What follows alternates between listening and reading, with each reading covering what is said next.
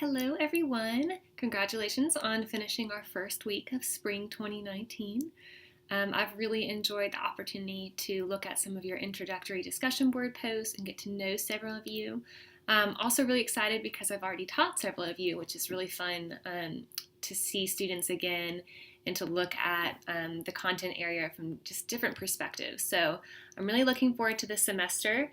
As I mentioned in our first video last week, I like to check in each week via a short video. I think it's important, even in an online setting, that we see each other.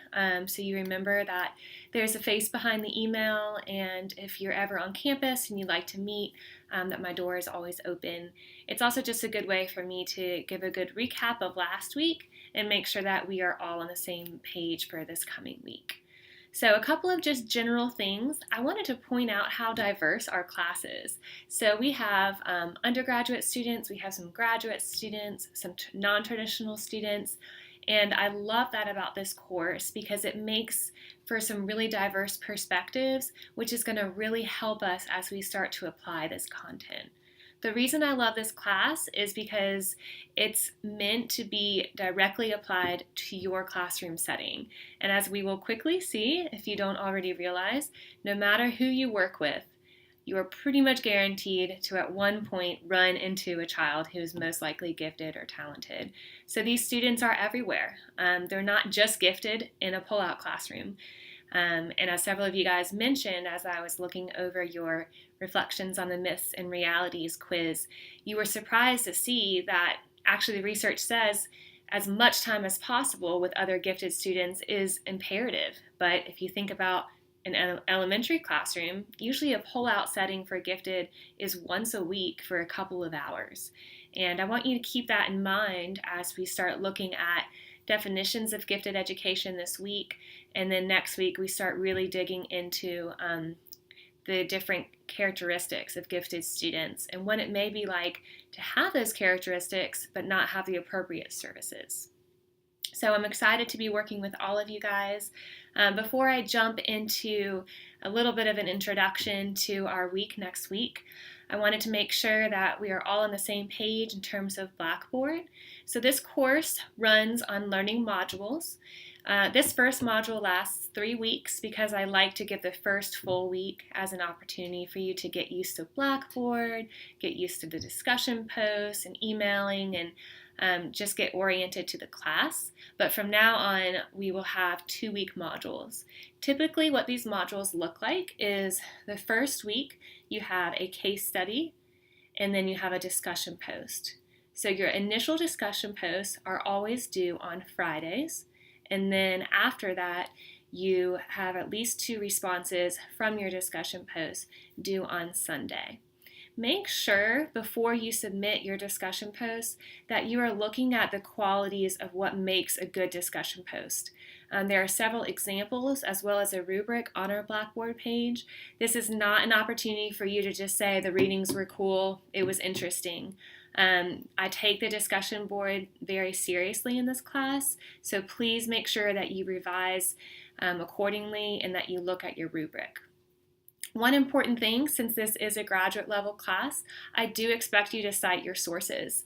In that case, and you'll see in the syllabus that I look for APA citation. So when you are telling me something from the readings, I need to know where you're getting that information. It's very important that we back up our research and provide those internal citations. Again, there are several different resources on Blackboard as well as student examples, so you can see the quality that I'm looking for. Typically, it takes a little while to get used to posting those discussion board posts in that style. It's very academic writing, but as you keep practicing this semester, it will get easier, and I'm definitely here to help. So for this coming week, you will have a case study, and then your initial discussion post will be due Friday, and your 2 responses will be due Sunday. So that's what we are looking forward to in terms of this week. I enjoyed reading some of the reasons why you are all enrolled in this class, and the majority of you had some personal experience related to gifted education, whether it was you yourself were identified as gifted and talented, or you've interacted with students or maybe even have children that are gifted and talented. And I wanted to point out that it's really important you consider these characteristics of gifted students and ask yourself, do you think we are appropriately serving these gifted students in the different programs that we currently have? Especially those of you who were identified as gifted and talented, did you ever really know what that meant? Like, did your teachers ever tell you why you were being pulled out for 2 hours a week? Or if you weren't gifted and talented, why you were not being pulled out for 2 hours a week? And we'll talk about how that kind of mysterious treatment of gifted ed has a really, at times, negative social and emotional impact on students, whether or not they are identified as gifted. Several of you mentioned wanting to be able to meet the needs of all of your students. There is a definite emphasis on closing what we call the achievement gap in education. In this course, we are also going to be talking about the excellence gap.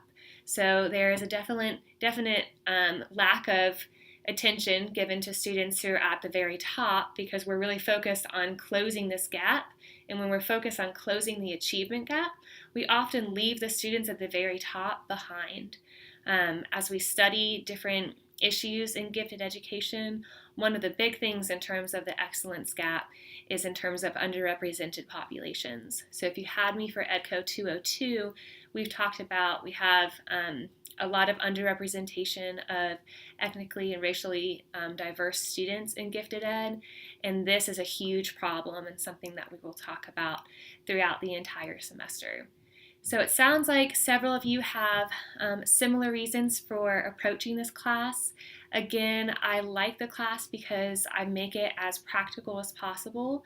I want those assignments that I give you to be able to be applied to your future or to your current classroom. I wanted to take a couple of minutes to talk about this Myths and Realities quiz. I take this every year along with you, and I know the answers, but I'm still surprised by certain ones of them. So I'll just touch on a couple. I read through what you guys thought were interesting, and I decided I wanted to just talk about a few as well. Many of you were interested that it is difficult to parent children who are gifted and talented. We have this assumption that gifted and talented students are just always together and easy, and they don't require a lot of work. And when we get into the characteristics of gifted students, we'll talk about how these characteristics can manifest in both a positive but also a very negative manner.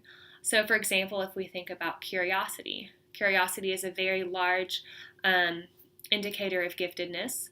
Usually we think about that as the well-behaved child who's very curious in the classroom.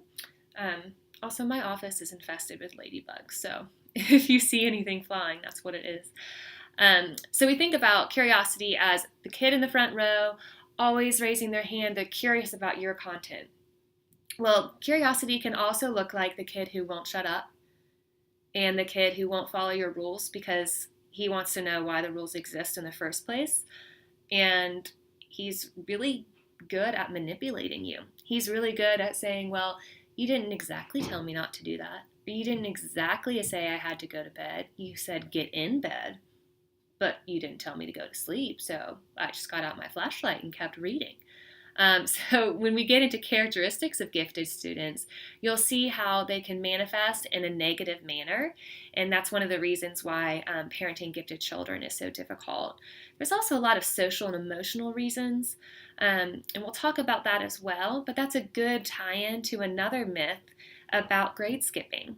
So my first inclination whenever I think about like a first grader being skipped into third grade is my little mom side comes out, and I don't like it because what about that poor little first grader in the third grade, and he'll be tiny, and is that good socially? And it is important to make those considerations.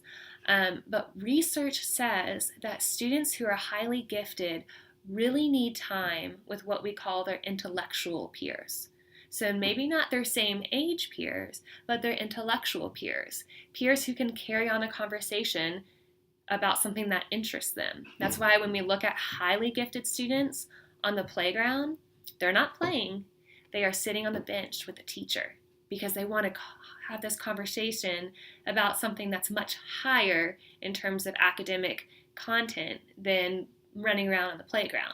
Not to say they shouldn't be running around, they should, but they also need those experiences to be with their intellectual peers, to be talking about those really high academic content subjects. Sorry, I lost my train of thought there. So that one always surprises me a little bit, but it is definitely important to give students social time with their same age peers, but also to give that social time with their intellectual peers.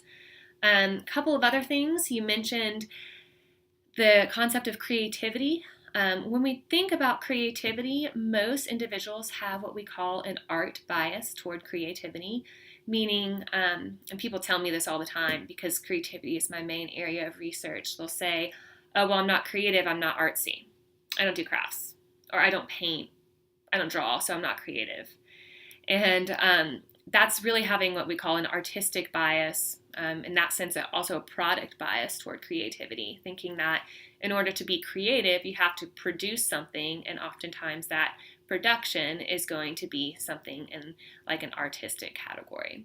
Where really, when we talk about creativity tests, what we're measuring is creative potential.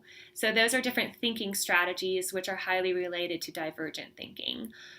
So in terms of assessing creative potential, one of the most famous tests for that is the Torrance test for creative thinking.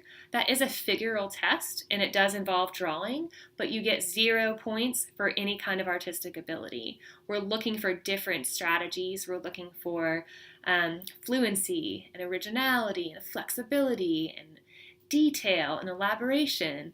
And we'll look deeply into some different creativity tests throughout the semester.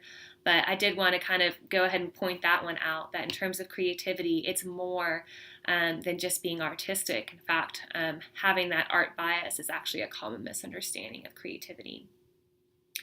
A couple of other ones you mentioned, the question about asking gifted students to just tutor their peers. That's more likely than not what happens with gifted students in the classroom. They finish early, so the teacher says, can you teach so-and-so how to do the work? That's going to get real boring real fast to that gifted student who's constantly explaining something that they already know. The common argument against that is, well, if you can teach something, you really know it. Well, that's great, but they already really know it. So the concept of just teach to someone else is not giving them enough of a challenge. So we really have to do more than just reiterate a content that they already know and already understand. So right off the bat, you're already seeing this is what society believes to be gifted education. Wait a second, there's so much more to it. And that's why I really like to start with this myths versus realities quiz. It's good to get yourself thinking, and several of you even mentioned this in your introductory posts. What does gifted mean? I was pulled out for 2 hours a week in elementary school, but they didn't really tell me the definition of gifted or tell me what it meant in the first place. So actually, our case study this week is about what gifted education actually is.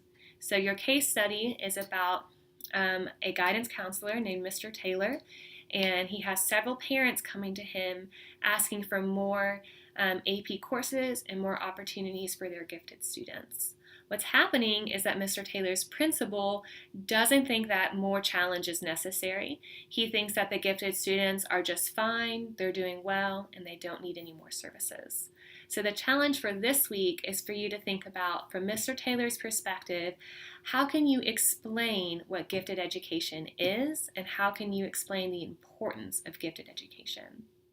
Within the library, you have multiple different types of content that will explain the material we are going through this week. So every library has some videos, it has articles and handouts and lectures. You will quickly see that a lot of this material starts to overlap, and I do that on purpose. So I would encourage you, you need to look over all of the resources, most definitely, but I want you to start with the way that you learn best. So if you learn best by reading, start by looking at the readings. If you learn best by listening, start by the videos. and then from there dig into the other material. So it will repeat itself because I want it to, because this is your only way to interact with the material. We don't have a face-to-face environment, so I want to provide as many representations as possible. So just to recap, I'll look for your initial discussion post on Friday evening and those 2 responses by Sunday. If you have any questions, as always, you know how to contact me, and I'm really looking forward to the semester. Thanks.